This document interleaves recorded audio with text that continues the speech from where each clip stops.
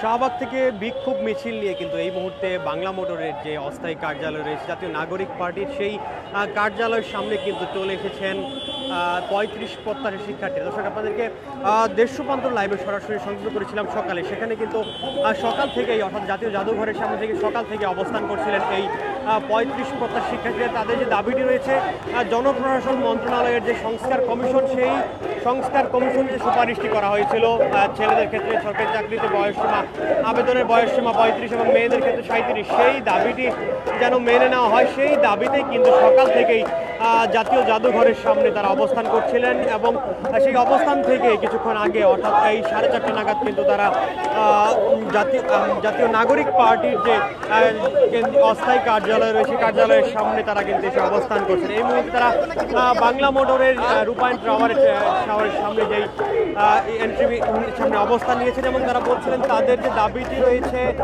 সেই দাবিটি অর্থাৎ জনপ্রশাসন সংস্কার কমিশনের যে সুপারিশটি সরকারি চাকরিতে আবেদনের বয়সসীমা ছেলেদের ক্ষেত্রে 35 এবং নারীদের ক্ষেত্রে 37, সেই দাবিটি কিন্তু তারা দ্রুত সময়ে বাস্তবায়নের দাবিতে এই মুহূর্তে যাতে নাগরিক পার্টির যে কেন্দ্রীয় কার্যালয় সেই কার্যালয়ের সামনে যে অবস্থান নিয়েছেন। এই মতো তারা বাংলা মোটরের এই রূপায়ণ ট্রেড সেন্টারের সামনে অবস্থান নিয়ে স্লোগান দিচ্ছেন।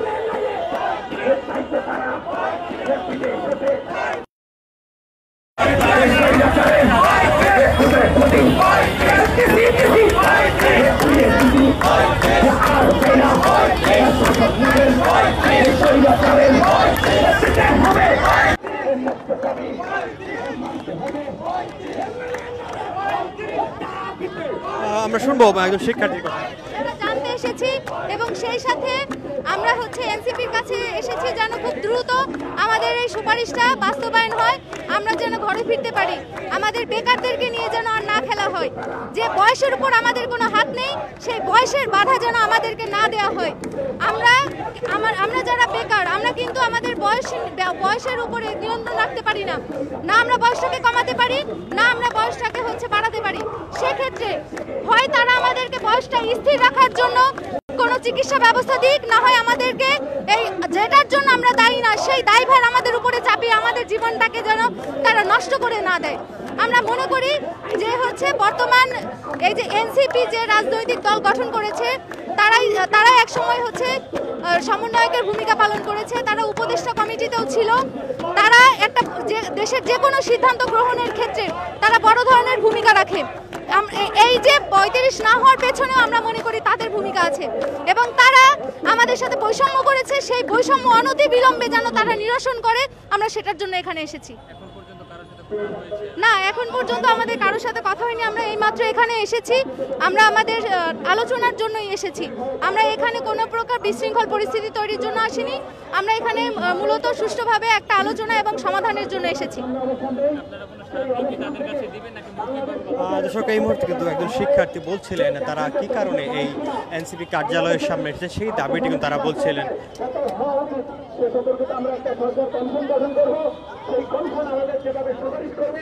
আমরা সেভাবে সুপারিশ বাস্তবায়ন করব।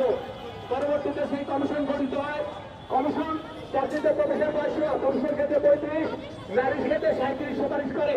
কিন্তু তার পরবর্তী সময়ে আমরা দেখতে পাই তৎকালীন সমন্বয়ক সার্ভিস চালক, যিনি এখন এনসিপি বা জাতীয় নাগরিক কমিটির একজন কেন্দ্রীয় লিডার, তিনি ফেসবুকে একটা স্ট্যাটাস দেন যে বাংলাদেশের আর্থসামাজিক বাস্তবতায় 32 যুক্তিযুক্ত, এবং তারপরে আমরা দেখতে পাই সরকার 35-37-এর পক্ষে থাকলেও সেই অবস্থান থেকে সরে আসে। আমরা সেই জন্যই আজকে, যেহেতু তারা এখন একটা রাজনৈতিক দল গঠন করেছে, তাদের রাজনৈতিক দলের সামনে কার্যালয়ের সামনে এসেছি, তাদের কাছে আমরা জবাব চাই যে বাংলাদেশের আর্থসামাজিক বাস্তবতায় 32 কেন যৌক্তিক, 35 কেন অযৌক্তিক। আমরা তাদের কাছে আরো জানতে চাই তারা 32 কাদের কথায় সমর্থন করেছিল, তারা কি একটা নির্দিষ্ট বিশ্ববিদ্যালয়কে কেন্দ্র করে রাজনীতি করতে চায়, নাকি তারা রাজনীতি করতে চায় সারা বাংলাদেশের সকল আপামর জনগণকে। আমরা জাতীয় নাগরিক কমিটির সকল নেতৃবৃন্দকে আহ্বান জানাতে চাই, আপনাদের সামনে আপনাদের দরজায় এসে আমরা করে নাচ্ছি, এখন আপনারা আমাদের সাথে বসবেন কিনা, আমাদের সাথে কথা বলবেন কিনা, দেখা করবেন কিনা, সেই সিদ্ধান্ত আপনারা নেন। আপনারা যেহেতু একটা রাজনৈতিক দল, আপনাদের কিন্তু বাংলাদেশের সকল আপামর জনগোষ্ঠী সবাইকে নিয়ে চলতে হবে। আজকে বাংলাদেশের সকল মেইনস্ট্রিম মিডিয়া এখানে আছে, সকল মিডিয়ার মাধ্যমে বাংলাদেশের আনাচে কানাচে পৌঁছে যাবে। আপনারা কমিউনিয়াল রাজনীতি করছেন নাকি একটা বিশ্ববিদ্যালয় কেন্দ্রিক রাজনীতি করছেন? বাংলাদেশের সকল আপামর জনগোষ্ঠীকে নিয়ে রাজনীতি করতে চান? যদি বাংলাদেশের সকল আপামর জনগোষ্ঠীকে নিয়ে রাজনীতি করতে চান, সবাইকে যদি আপনার প্রয়োজন হয়ে থাকে, তাহলে বিগত 16 বছরে করোনায় যারা ক্ষতিগ্রস্ত হয়েছে তাদের ক্ষতিপূরণ দেওয়ার ক্ষেত্রে আপনাদের ভূমিকা কি? 35 বাস্তবায়নের ক্ষেত্রে আপনাদের ভূমিকা কি?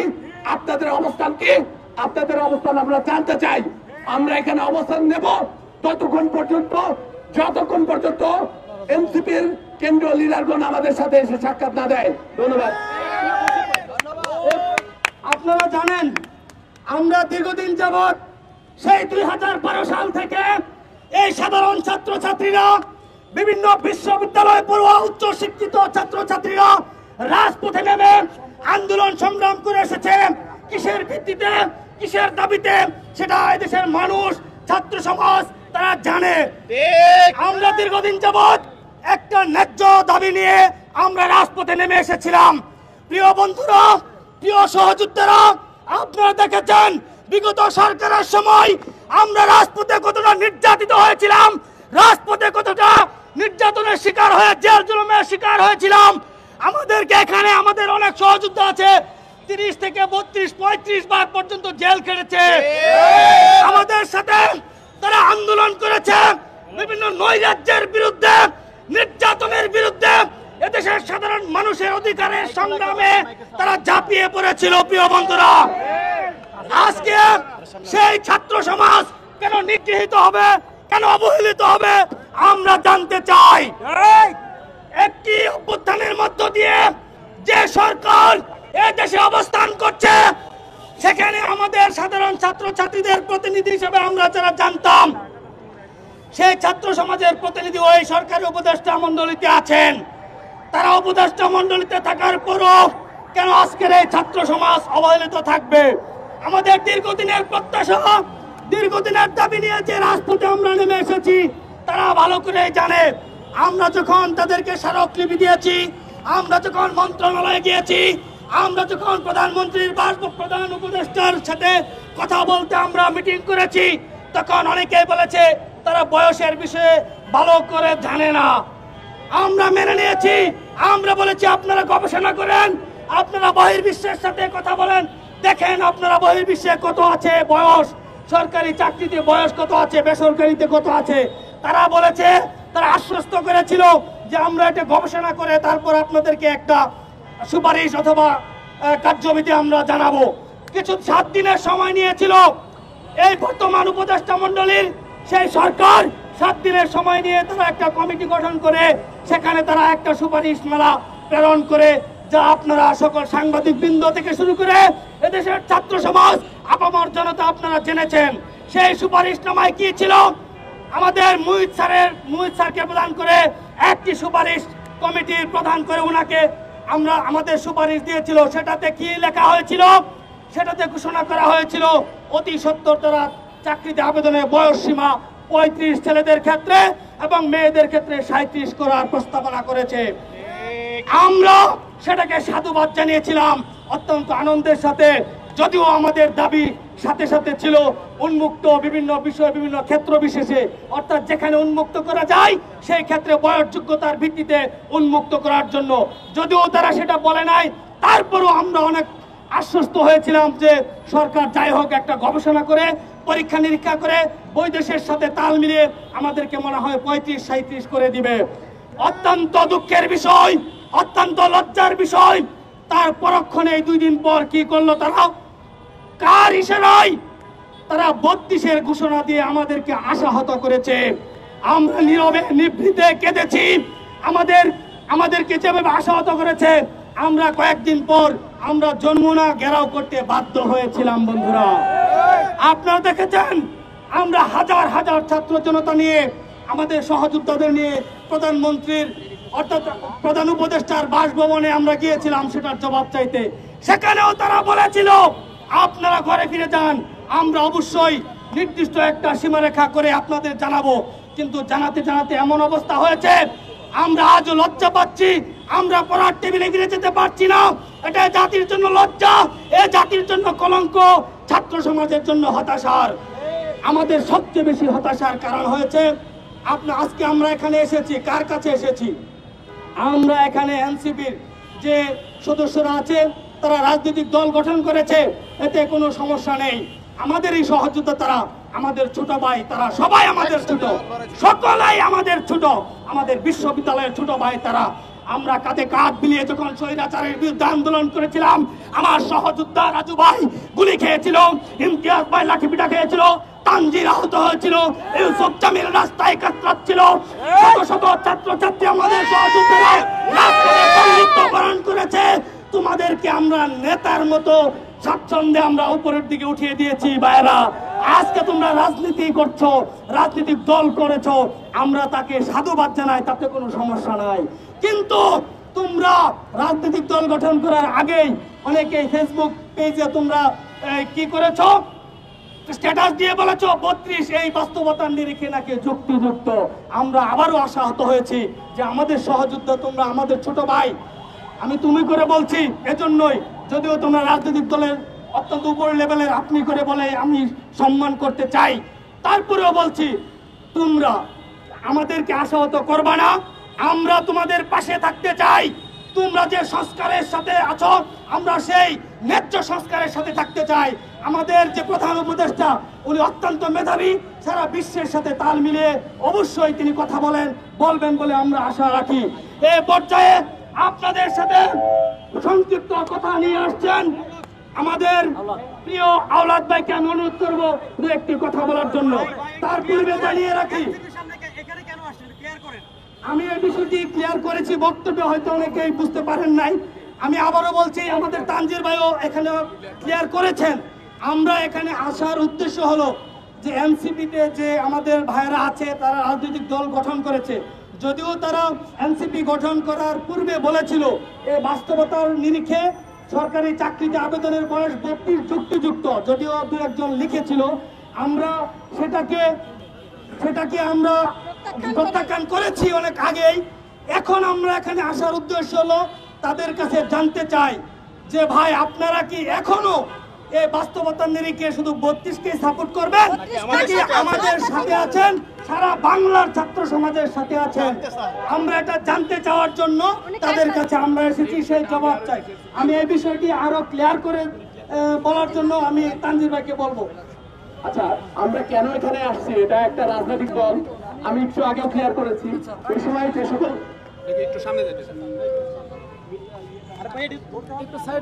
আচ্ছা আমি ক্লিয়ার করছি যে আমরা কেন এখানে আসছি। আপনারা জানেন 12 বছর ধরে চাকরিতে প্রবেশের বয়সসীমা 35 আন্দোলনের ধারাবাহিকতায় জুলাই গণঅভ্যুত্থানের পরে আমরা 35 আন্দোলনকারীরা যমুনার সামনে অবস্থান নেই। সেখান থেকে মাননীয় প্রধান উপদেষ্টার পক্ষ থেকে 2 জন উপদেষ্টা নাহিদ এবং আসিফ ওনারা আমাদের সাথে মিটিং করেন এবং মিটিং করে বলেন তারা জনপ্রশাসন সংস্কার বিষয়ক একটা কমিটি গঠন করে দেবেন 2-1 দিনের ভেতরেই।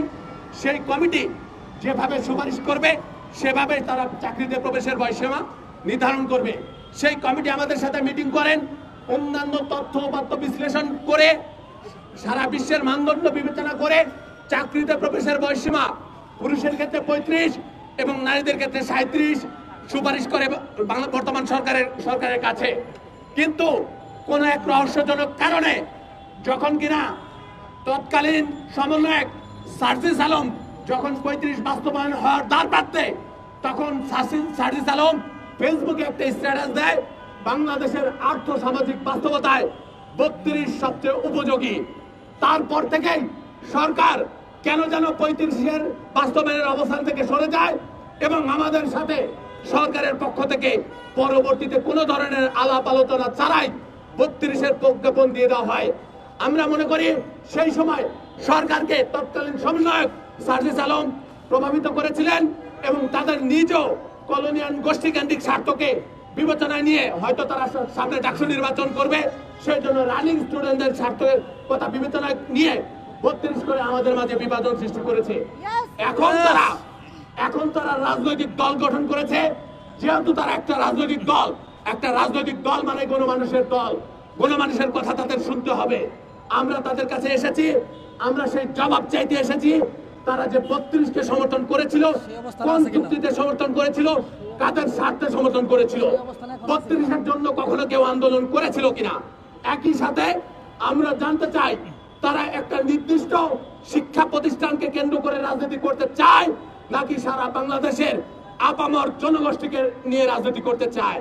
তারা যদি সারা বাংলাদেশের সকল জনগোষ্ঠীকে নিয়ে রাজনীতি করতে চায় তাহলে বিগত 16 বছরে যে সকল ছাত্রছাত্রী চাকরির বাজারে ক্ষতিগ্রস্ত হয়েছে, করোনার কারণে বয়স হারিয়েছে, সেশন জটের কারণে বয়স হারিয়েছে, আপনার রাজনৈতিক নিয়োগের কারণে বয়স হারিয়েছে, দলীয় বিবেচনায় নিয়োগের কারণে বয়স হারিয়েছে, তাদের কথা বিবেচনা করতে হবে। তাদের কথা বিবেচনা যদি না করে তারা যদি একটা নির্দিষ্ট কলোনিয়াল গোষ্ঠী কেন্দ্রিক রাজনীতি করে তাহলে তারা বাংলাদেশের আপামর জনগোষ্ঠীর রাজনৈতিক দল হতে পারবে না। ধন্যবাদ তানজির ভাইকে।